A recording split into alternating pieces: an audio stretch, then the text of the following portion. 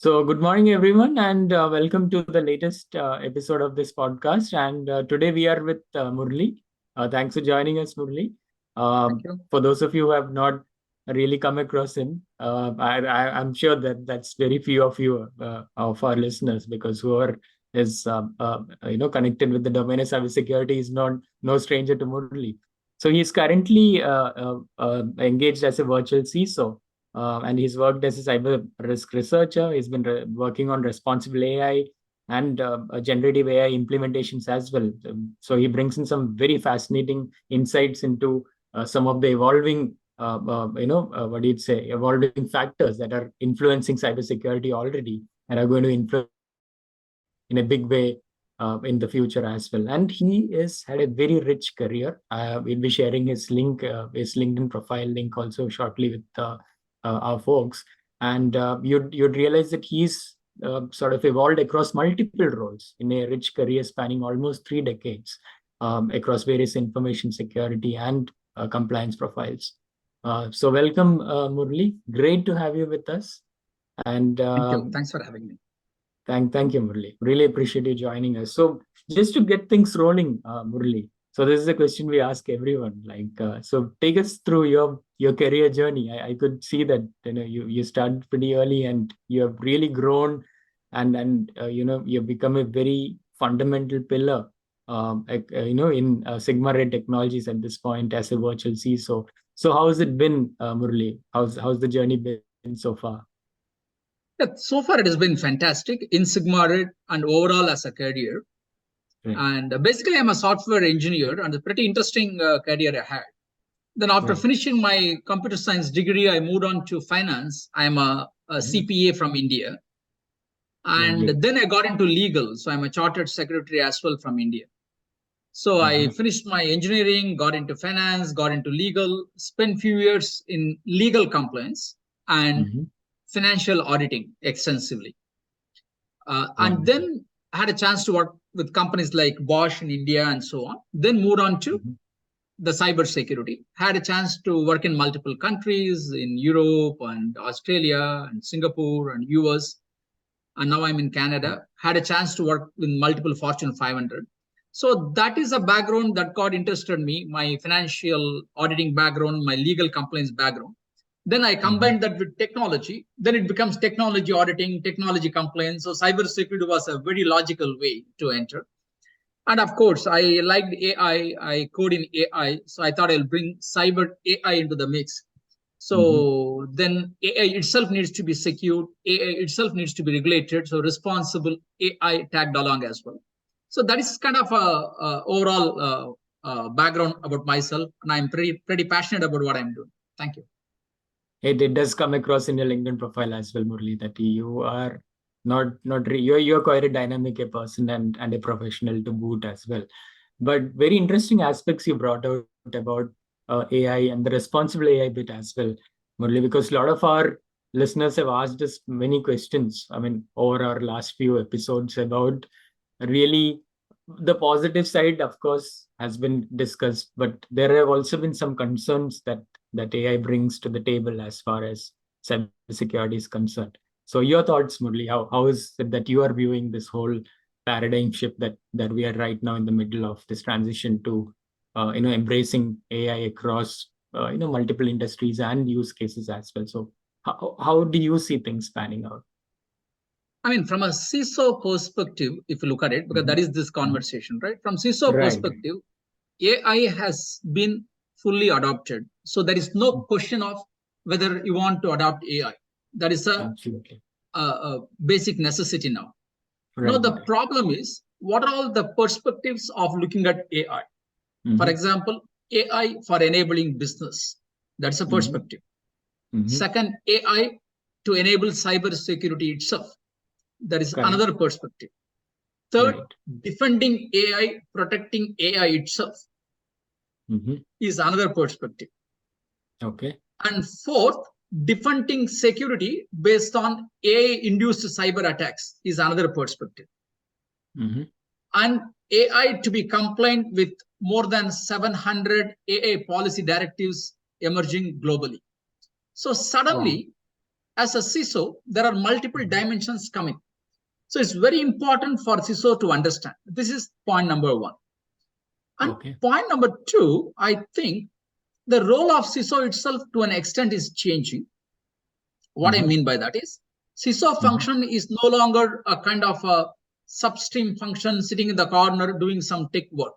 CISO is becoming a CISO function, the security function is becoming a mainstream function having strategic importance to business, which means the understanding of AI adoption across the organization and leveraging it effectively, protecting it effectively, and ensuring that the future of the organization and future of the AI is well aligned with future of the security. Basically, all of them are in alignment.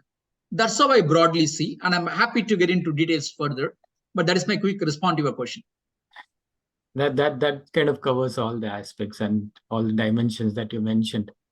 Some of them are still opening up, so the full import of those dimensions will only be felt in the days to come, Murali. But well put, Murali. But that brings us to the next question, Murali. In terms of your role as a virtual CISO, I think at the heart of a lot of things that you do would also be a set of KPIs that you would be tracking. So could you just shed a light on that? Because that's another area that a lot of our listeners have sort of, evinced interest in the past as to what kind of KPIs do CISOs typically work with, Murali? Sure. Just a disclaimer, whatever I am saying is a general opinion of myself. It is not to do with SigmaRed as a company. And now coming back to KPI, right? I really think KPI has to be properly grouped because my philosophy is security has already become a business enabling function, or it is becoming a business enabling function. That is inevitable, which means the KPI has to be to what extent security function is enabling business. That is one KPI. Second, to what extent security protects business, which is another KPI. Third, to what extent security enables adoption of cutting edge technologies in a safe way, but effectively. This is another one. Three things here. So from business enabling, there could be few metrics. In business protection, there could be few metrics. In technology transformation, there could be few metrics, right? Of course, compliance is by default. That's always there. So now I look at this from a business side for a second. From a business, how do we enable? If security is a business enabling function, there would be remediation effectiveness, return on investments, or security posture, business objective aligned security, M&A security, security culture. Those would be the KPIs. If you go to the protection, it will be data-driven KPIs. It can be also compliance-driven, but there's a clear difference between compliance and security. Security cannot be a check-in-the-box function. It has to have a in-spirit and in-letter approach. So metrics related to protection side of it. Third, metrics related to technology transformation side of it. Suppose generative AI comes in. Organization wants to adopt Gen AI. And Gen AI is inevitable. Entire world is adopting now. However, there are privacy issues, there are hallucination issues, there are business risks involved, etc. So as a CISO, how are we protecting Gen AI so that we enable organization to adopt Gen AI in an accelerated manner? Gen AI is an example here. So we need to enable organization to accelerate the adoption while we still secure it. So I would look at KPIs in these buckets. And if you look at, for example, business protection KPIs, then we can always define multiple KPIs, right, across various functions. Maybe security operations KPI, identity access management KPI, application security KPI, cloud security KPI, security engineering KPI, GRC KPI, and so on. So the sub-buckets may be different. But I think to enable security as a strategic function, as you rightly asked, it's critical for the security leader and the team to understand the impact of KPI and ensuring right reporting or risk intelligence is provided to right level of people with the ability to interpret. And finally, it becomes a foreseeing function as a function, right? It's not about lagging metrics, it's also leading metrics. So the trends and foreseeing, then what happens is the cyber risk forecasting possibility emerges. then organization determines where they are moving towards instead of running behind always. This is my philosophy, and I have attempted and applied this in few banking organizations in US and worldwide. That has worked pretty well. That's how I look at it, Prayukth. Perfect, Murali. So taking this a bit into the enablers for a CISO, Murali, like what are the key factors which enable a successful tenure for a CISO in a specific organization? Now, again, of course, we'll definitely not touch upon your tenure at SigmaRed. What I wanted to get was a much broader view, Murali, in terms of the discussions around budgets that you would have been part of, or you would have heard of, or you would have come to know from your peers. What's your view on that, Murali, in terms of how easy or tough are CISOs finding it to have discussions around budgets, specifically since I know there is a factor about security being an enabler, but then again there are always a contrarian view that sometimes boards present in terms of where is the ROI. Sometimes it's not very apparent, because when things are moving smoothly, that's the last thing you would be worried about, right? Only when an incident happens do folks sometimes realize, or the picture sort of emerges. So what's your take, Murali, on how easy or tough are these discussions around budgets that CISOs are having with their management or other decision-making folks out there? Yeah. So actually, it's not a question of how easy or difficult to get the budget. It is a question of how easy or difficult to align security with the board level business objectives. I think once that objectives are well laid out, budget may be possible. Like I was in fact preparing a budget recently for a banking organization in Midwest US. There's a pretty rigorous exercise, and I was working with the board directly on that. So in this particular case, it's not about asking money for doing something. The first step is, how are they aligning with the business objective? What is their business plan? What is their operating plan? What are their market dynamics? Where security can play the dynamics, where security can be influencer, security can be revenue enabler, security can be fundamental requirements, etc. So the board understands where security plays in the organization. I think that is absolutely important. Otherwise, board may not understand. They might consider, with due respect, security is another IT function sitting in the corner. Now things have changed. Security is clearly a board level topic, but things have not yet changed to that extent. Board completely understand the role it plays. So once that alignment is well established, half of the problem is solved. So when we ask for budget, the view from the board is they're asking for budget to enable business. They're not asking for budget to buy some SIM license, for example. So the landscape changes. That is number one. Second, the budget has to be provided with a commitment to execute with cost efficiency.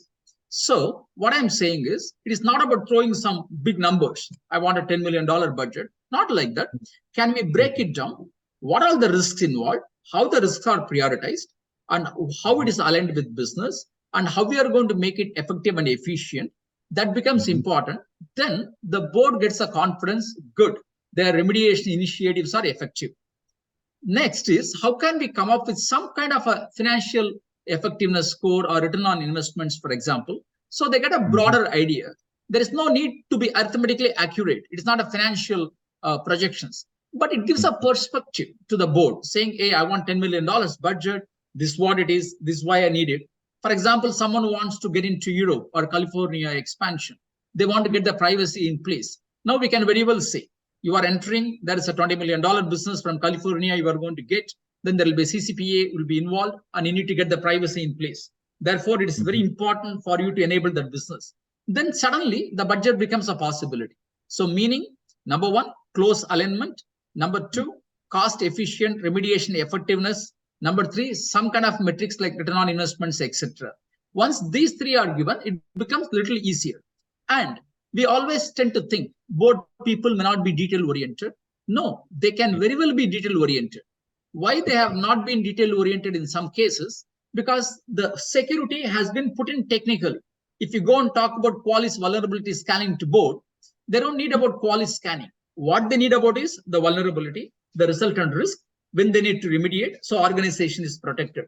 So once the business communication happens more and more, budget becomes easier. Finally, it is not going to be easy. While I'm saying all this, the board is not going to immediately do. But if you have a right governance with a visibility and control by the board. In security, everybody is talking about visibility and control at the tactical level, right? Your threat visibility and control, right? Your security operations, L1, L2, L3. That is great, fundamental. But can we bring the same concept to the board level, visibility and control on your business metrics, on overall security posture, effectiveness of the security function, etc.? Then it becomes a possibility. And I think this is where my request to CISO community and leaders, take some time to understand the business side of it. It's a basic thing, but I have seen CISOs, for example, one of the CISOs I worked on in US, they have not read the business plan of the organization word to word.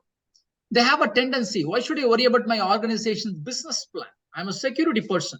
Let's talk technology. My point is, no. Go to the board, get your business plan. Maybe it is 50-page document or a 100-page document. Go through that. Understand your business. Then strategically, you can align how the board thinks. Now, many CISOs are not investing their time to go through their business. Or many CISOs are not investing their time to understand their industry, right? If the industry is broker-dealer industries, or industry is into pharmaceutical, or industry into healthcare, or industry into edtech. So what is the industry? What is the broad industry trend? What is your business plan for all the competition? How the board is looking at your operating plan? What is your offering? What are your core differentiators? And what are your numbers and paths to growth? Your current business challenges, critical business risks. Those view will be very, very important for CISO.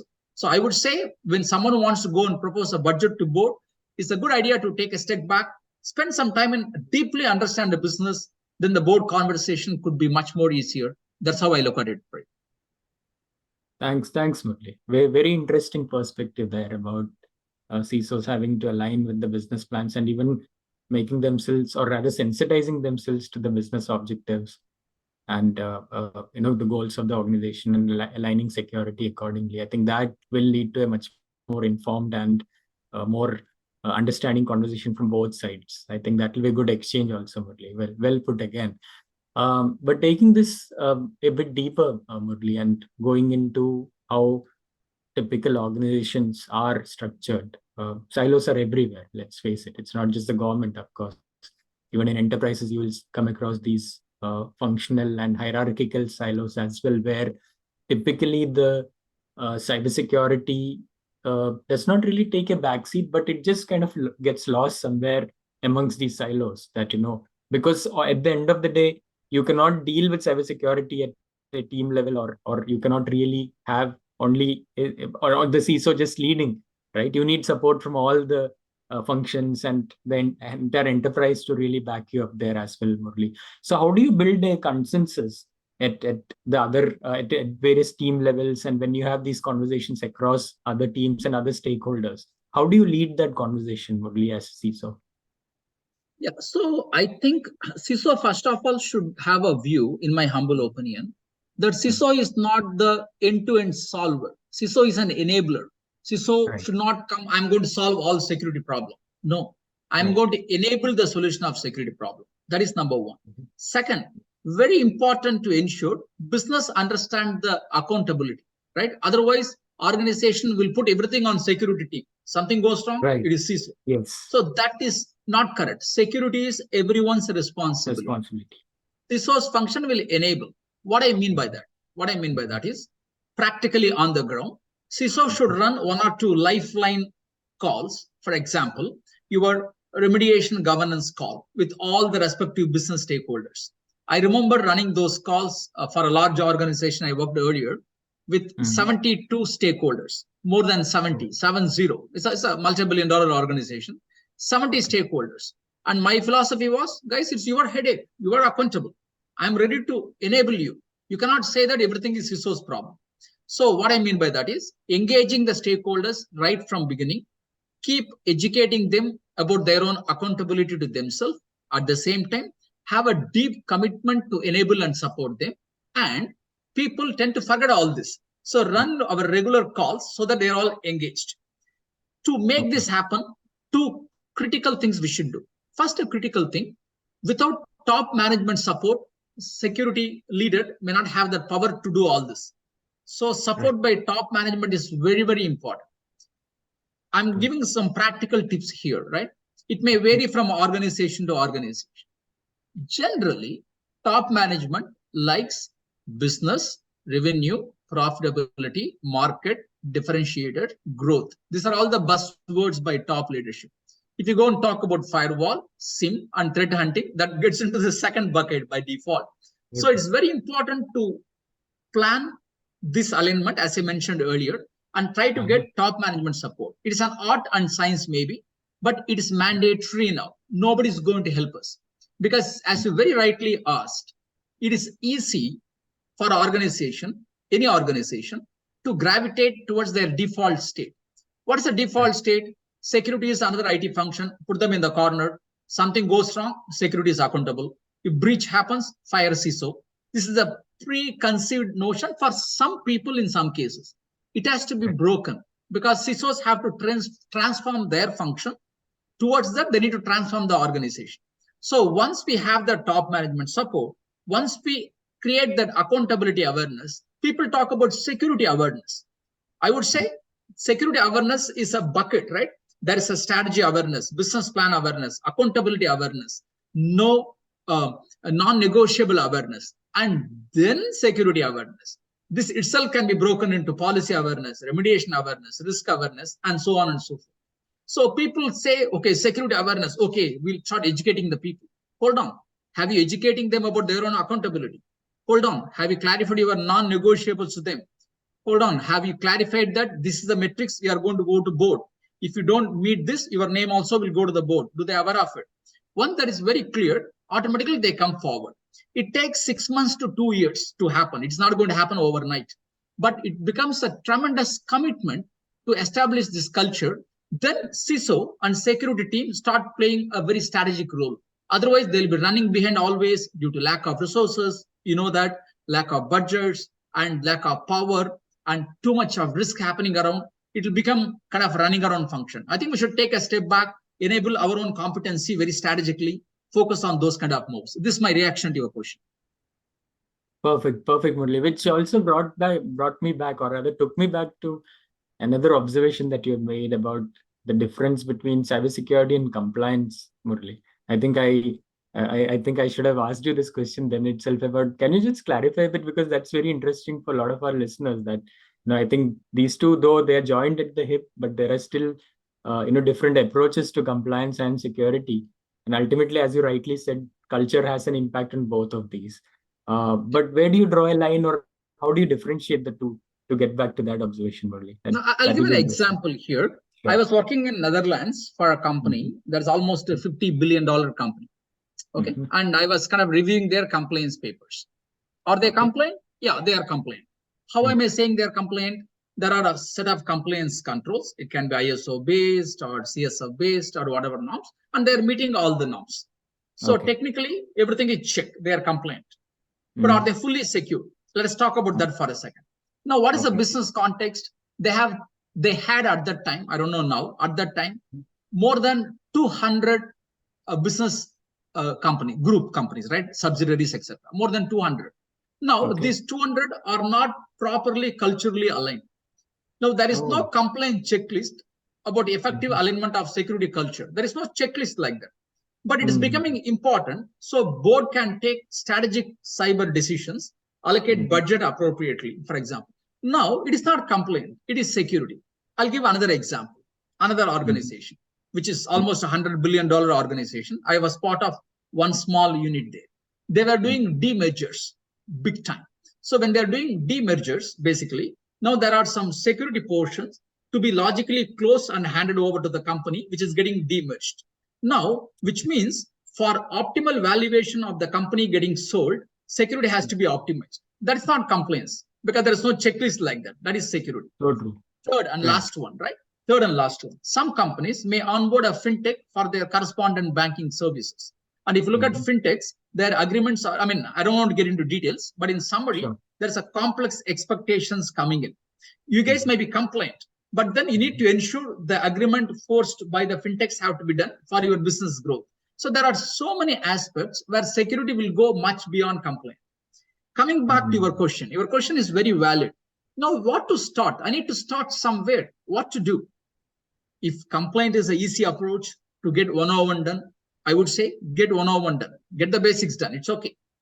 Instead of sitting and doing all this thinking, we need to get on to action very quickly. So get the basic compliance in place, get things done, and move on to start enhancing your maturity.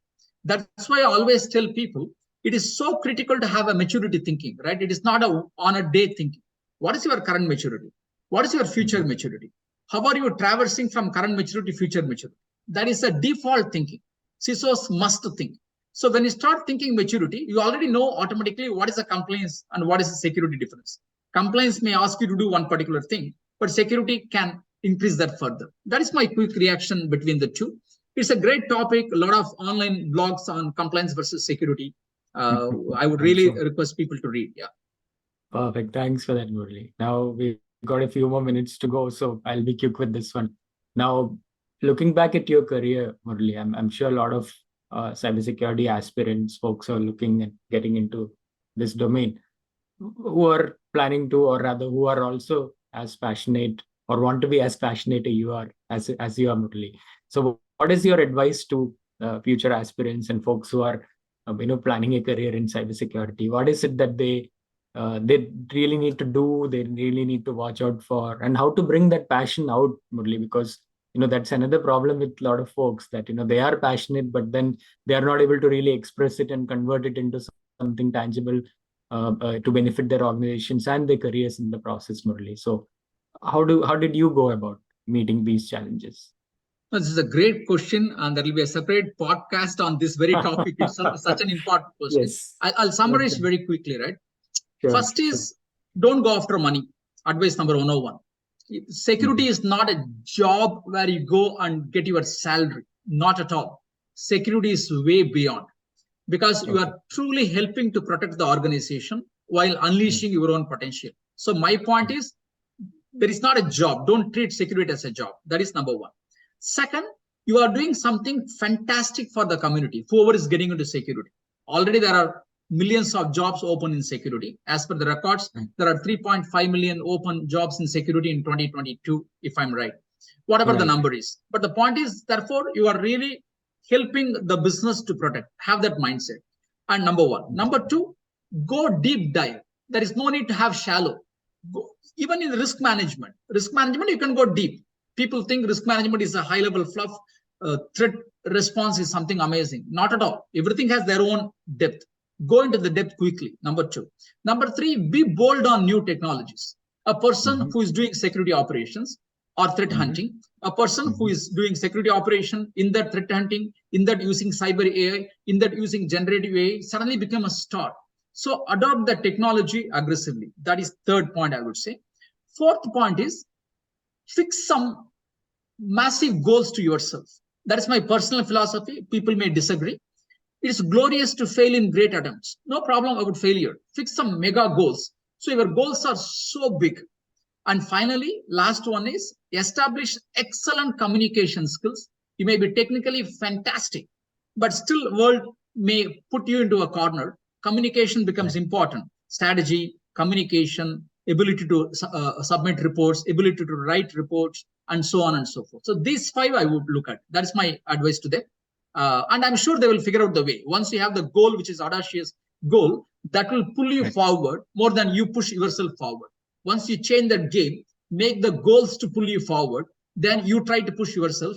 Then going forward, the journey will be easy because the goal will keep pulling you forward. Automatically, you will grow. That is my 2 cents here. Perfect, Murali. Because there is definitely an aspect that we need to be cognizant of, which is, of course, the role of CISO is possibly among the most dynamic ones out there. So in the lead into the role of a CISO, every role that you take will prepare you in bits and pieces. But yeah, it's up to you to stitch the journey in such a way that you have concrete takeaways that you carry with you while continuing the learning. Now, and I'm glad you touched upon a bit about communication, because I think that is one part that gets left behind in the hierarchy of things. because people focus on learning. All that are very important, but I think it's very important to also focus on communication, because CISO, as you rightly said, is the role of someone who enables security for the company.